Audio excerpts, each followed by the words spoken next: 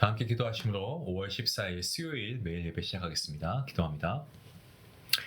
거룩하신 하나님, 오늘도 우리 하나님 앞에 예배를 통하여서 나아가게 하시니 감사합니다. 말씀으로 세상을 창조하시고 또한 지금도 만물을 다스리는 주님의 이름을 찬양합니다.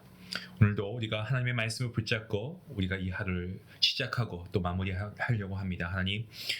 하나님께서 이 은혜의 자리에 우리를 초대해 주셔서 감사하고 끝까지 우리가 믿음을 가지고 예배하며 나아갈 때 하나님께서 말씀의 은혜로 충만케 허락하여 주시옵소서. 우리에게 세상으로 봤을 때는, 세상적인 기준으로 봤을 때는 가진 것이 부족하고 아무것도 없는 것 같지만 하나님의 말씀이 우리와 함께 하시면 우리는 모든 것을 누리고 있는 자인 줄로 믿습니다. 하나님의 약속은 변하지 않고 흔들리지 않고 하나님의 사랑은 결코 변함이 없음을 우리는 분명히 믿습니다. 이 시간 오늘도 말씀의 묵상을 통하여서 주님의 음성이 우리에게 들려지게 하시고 말씀 가운데 하나님의 인자하심과 신실하심을 깊이 깨닫게 해주시옵소서. 말씀이 등불이 되어 우리의 길을 밝혀주시고 방황하는 우리의 심령 가운데 우리의 마음의 소망이 되시고 지친 영혼의 쉼과 회복을 허락해 주시기 원합니다. 오늘도 하나님의 말씀을 감사함으로 받고 그 말씀에 감동하여 하나님을 찬양하며 우리가 살아가는 우리의 삶이 될 수 있게 허락하시고 삶의 크고 작은 일들 가운데서 감사할 제목이 더 많아지게 하시고 입술로 찬양하며 손과 발로 우리가 하나님 순종의 길을 걸어갈 수 있도록 하나님 우리에게 함께 해주시고 무엇보다 우리가 오늘도 예배를 통하여 말씀이 삶을 채우고 삶이 예배가 되어 오늘 하루도 하나님을 향한 감사와 찬양으로 하나님을 영화롭게 하는 귀한 우리 모든 주의 자녀가 되게 허락하여 주시옵소서. 감사하며 예수님의 이름으로 기도하옵나이다. 아멘. 찬송가 375장 함께 하시겠습니다.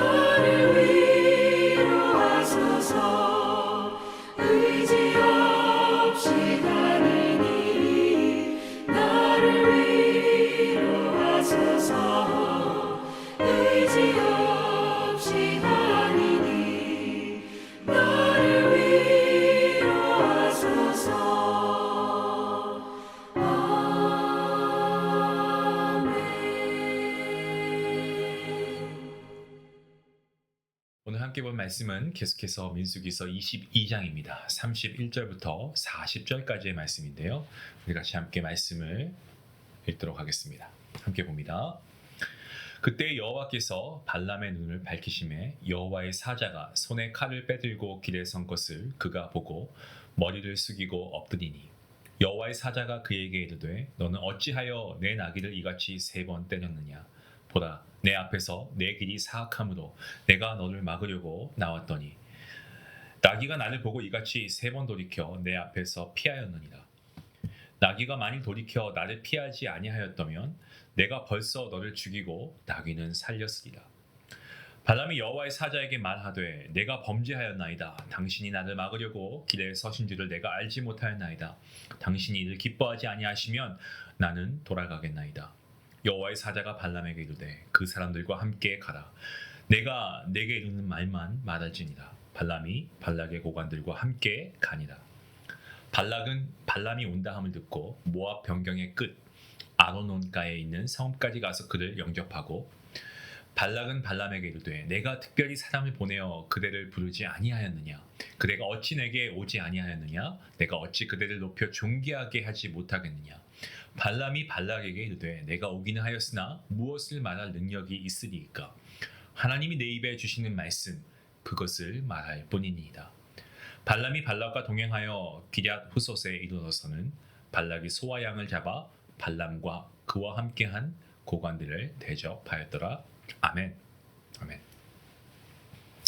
우리는 이 발락 왕과 그리고 발람의 이 내용을 우리가 함께 보면서 묵상하면서 궁금한 것이 하나 생깁니다. 분명 하나님께서는 발람에게 가라고 말씀하셨죠. 대신 자신의 임의로 하지 말고 하나님께서 일러주는 대로만 그 말만 전할 것을 말씀하셨습니다. 22장 20절 말씀에 밤에 하나님이 발람에게 임하여 이르시되 그 사람들이 너를 부르러 왔거든 일어나 함께 가라. 하지만 내가 너에게 이르는 말만 준행할지니라. 하나님이 이렇게 말씀하셨습니다. 그럼에도 하나님께서는 이 선지자 발람이 모압 왕 발락에게 가는 것에 진노하셔서 이 그를 막으려고 여호와의 사자를 보내셨습니다. 본문 22절입니다. 어제 본문 22절이요. 네. 그가 감으로 말미암아 하나님이 진노하심으로 여호와의 사자가 그를 막으려고 길에 서니라. 발람은 자기 나귀를 탔고 그의 두 종은 그와 함께 있더니. 왜 하나님은 가라고 하셨던 처음의 말을 번복하셔서 이 길을 떠나는 발람을 막으시려고 하셨을까요? 본문처럼 하나님께서 처음에 계획을 변경하시고 심판자로 나타나시는 모습은 성경의 다른 곳에서도 찾을 수 있습니다. 창세기 31장을 보시면 야곱은요 하나님의 명령을 받고 그의 긴 어떤 유랑 생활을 끝내고 싶어서 이 가나안의 형님에게 돌아가는 장면이 나옵니다. 하지만 그는 곧바로 하나님의 현사와 야복 나루터에서 밤새 신음하는 것을 우리가 잘 알고 있습니다.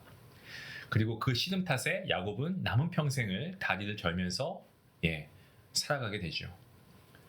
또한 모세, 이 출애굽기 4장에서 모세는 하나님의 명령에 의해서 이스라엘 백성을 출애굽하기 위해서 나설 때에 이 길의 숙소에서 만나 죽이시려는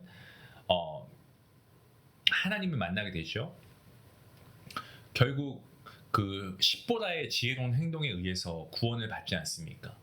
이러한 본문들은 사실 우리 인간의 지혜로는 이해할 수 없는 상황입니다. 신학자들도 이 성경학자들도 이러한 본문들을 좀 난해한 본문으로 규정하는 것이 사실입니다. 오늘 본문의 난해한 상황은 어제 본문이었지만 22절에 그가 감으로 되어 있습니다. 이것을 우리가 원문을 보면 조금 해석할 수 있는데요. 우리말 이 가다라고 하는 것은 이 원래 원문 히브리어로 보면은 흘레크라고 하는데 이게 동행하다라는 거거든요. 그 동행하다라는 의미의 그 할라크라고 하는 능동형 분사입니다. 그래서 어떤 행동이 계속 진행되는 행동의 계속성을 나타냅니다.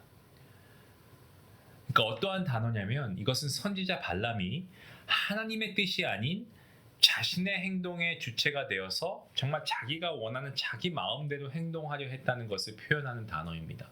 이미 모압의 대신들과 함께 출발하려고 하는 발람의 마음속에는 하나님의 뜻대로 하고자 함이 아닌 자신의 생각대로 하려고 하는 마음이 지배했던 거죠. 그래서 32절 말씀에서 여호와의 사자는 발람에게 너의 길이 사악하다라고 말씀하십니다. 여호와의 사자가 그에게 이르되 너는 어찌하여 내 나귀를 이같이 3번 때렸느냐? 보라 내 앞에서 내 길이 사악함으로 내가 너를 막으려고 나왔더니. 모압 왕 발락도 그리고 선지자 발람도 하나님의 역사를 거스를 수 없는 미약한 인간입니다. 혹 발람이 이스라엘을 향해 저주를 했다고 해도 그 저주는 이미 이스라엘을 복주시기로 작정하신 하나님의 뜻을 거역할 수 없죠. 절대 불가합니다. 하나님의 입장에서는요, 발락과 이 발람의 계획을 내버려 두셔도 상관없을 겁니다. 하지만 하나님께서는 효력도 없을 인간의 저주라고 해도 결코 하나님의 백성 이스라엘에게 그것을 허용하지 않으시죠. 그만큼 무엇을 말씀하고 있습니까? 그만큼 하나님의 계획은 완전하고요, 하나님께서는 이스라엘의 하나님이시다라는 것을 분명하게 보여주고 있죠. 본문은 발람을 통해서 인간의 일생을 말해주고 있습니다. 인간의 생명은 선지자 발람이 이 당나귀를 타는 것과 동일합니다. 발람은 자신의 개인적인 능력으로 역사의 흐름을 조정하거나 바꿀 수 없습니다. 그럼에도 불구하고 고집을 부리는 그런 연약하고 어리석은 인간의 어떤 자아상을 보여주고 있는데요. 선지자, 사실 거짓 선지자라고도 할 수 있지만 정말 연약한 선지자 아니겠습니까? 완악한 자신을 심판하기 위해서 앞을 막아선 하나님의 사자를 볼 수 있는 능력이 없는 그런 정말 미약한 어떤 선지자, 인간의 모습을 대표하고 있습니다. 축복이나 저주의 주도권도 질 수 없습니다. 인간은 절대 그럴 수 없어요. 오직 하나님께서 하라고 하시는 것을 해야 했습니다. 누가요? 발람이 그걸 했다는 거죠. 그럼에도 눈앞의 이익과 자기의 탐욕과 개인의 영화를 위해서 지금도 길을 나서는, 어떻게 보면 저와 여러분의 모습이 아닐까요? 이러한 우리의 인생과 너무나도 많이 닮아있는 그러한 발람의 모습을 보게 되죠. 인간이 이렇게 연약합니다. 이런 연약한 인간을 우리 하나님은 사랑하시죠. 이스라엘이 완전해서 하나님께서 그들의 하나님이 되신 게 아니지 않습니까? 하나님께서 이스라엘을 선택하셨기 때문에 끝까지 사랑하시는 것이, 그들이 완전해서 그런 것이 아닙니다. 그래서 능력 없는 인간의 저주라 할지라도 그 저주를 하지 못하도록 막으시는 하나님이십니다. 그 사랑의 하나님은 발람과 발락도 사랑하시죠. 하나님께서는 저주하기로 마음먹고 출발하는 발람을 경고 없이 심판하실 수 있습니다. 충분히 그렇게 하시고도 남음이 있죠. 당나귀에게 말을 주지 않으셔도 되고요, 당나귀가 하나님의 사자를 보지 못하게 하실 수도 있었습니다. 하지만 불순종하는 발람이라고 해도 하나님께서는 그를 사랑하시기에 나귀를 통해서도 살리시는 모습을 보고 있지 않습니까? 저주를 위해 초청한 발람이 이스라엘을 축복하는 메시지를 듣고 모압 왕 발락도 마음을 돌이키기를 기다리시는 분, 누구십니까? 하나님이시죠. 발람은 돈을 받고 군사적인 원수를 저주하기 위해서 왕래하는 전문적인 어떤 환상가 혹은 선지자라고 할 수 있죠. 축복받은 저주를 하기 위해 고용되는 용병이라고 보는 개념도 틀리지 않습니다. 그는 본문에서 우리가 알 수 있는 것처럼 부리는 짐승보다 못한 영적인 눈을 지닌 선지자였습니다. 그의 입을 통해 선언되는 축복의 말들, 그러한 말들은 그대로 이행이 되었습니다. 불순종한 선지자 발람이 이스라엘을 복주시는 하나님의 계획의 도구가 된다는 거죠. 여러분, 미가서에 보시면 6장 5절 말씀에 의하면요, 발람은 이 발락 왕의 악한 꾀를 뒤집어 엎은 이로 그려지고 있습니다. 미가서 6장 5절 말씀에 이렇게 기록하고 있습니다. 내 백성아, 너는 모압 왕 발락이 꾀한 것과 부올의 아들 발람이 그에게 대답한 것을 기억하며 시딤에서부터 길갈까지의 일을 기억하라. 그리하면 나 여호와가 공의롭게 행한 일을 알리라 하실 것이니라. 반면에 신명기서 23장 3절에서 6절까지의 말씀을 보시면 그가 모압과 관계를 맺고 그로 인해서 모압과 이 암몬은 하나님의 백성의 총회에 들어오지 못하게 되는 그러한 결과를 초래하기도 합니다. 이렇게 기록하고 있습니다. 암몬 사람과 모압 사람은 여호와의 총회에 들어오지 못하리니 그들에게 속한 자는 10대뿐 아니라 영원히 여호와의 총회에 들어오지 못하리라. 그는 결국 민수기 31장 16절에서 미디안 여인들로 인해서 이스라엘이 하나님을 배교하도록 조언하였기 때문에 죽임을 당하게 됩니다. 하나님의 기다리심과 사랑을 받았던 그였음에도 불구하고 발람은 하나님을 떠나버립니다.